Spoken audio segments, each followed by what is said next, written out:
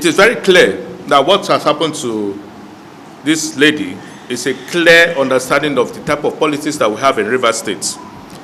Why I say so is because, first and foremost, if we did not have a situation where funds were purchased for people, where people's votes were not collected or stolen, I don't think this type of thing will happen.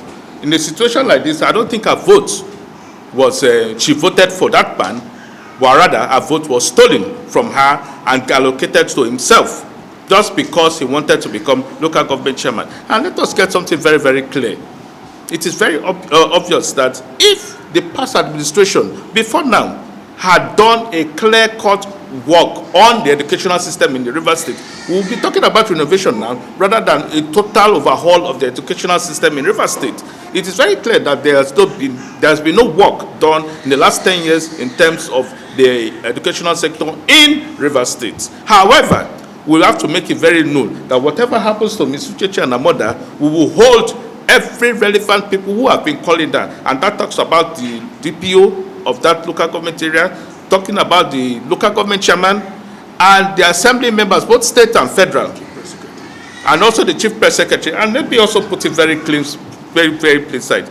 Some weeks ago or a week ago, the Nigerian Union of Journalists, the Rivers State chapter, put it very clear that if a member of the NUJ is not selected as a member of the, or is selected as the chief press secretary to any political office holder, that will not be accepted. And I totally agree and I stand with them, because the type of statements that was released by the chief press secretary to the local government chamber is what has always, I'm a passerby as I'm talking to you right now, as it is that because of his own statements that said a passerby came to intervene. So as I'm talking to you, gentlemen of the press, I, as a passerby, am intervening on our behalf to say that enough is enough. This impunity must end. We will not stand and have citizens of Rivers State suffer for their votes. We will not have citizens of Rivers State suffer for what rightly belongs to them, and ensure that the dividends of victims are not. What did she do wrong, for crying out loud? She only asked for the basic.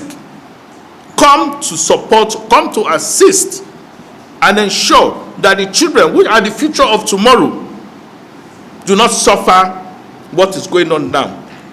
She only asked for a blackboard, chairs, and standard learning facilities for the children. And because of that, you assaulted her? This is not the end of this case.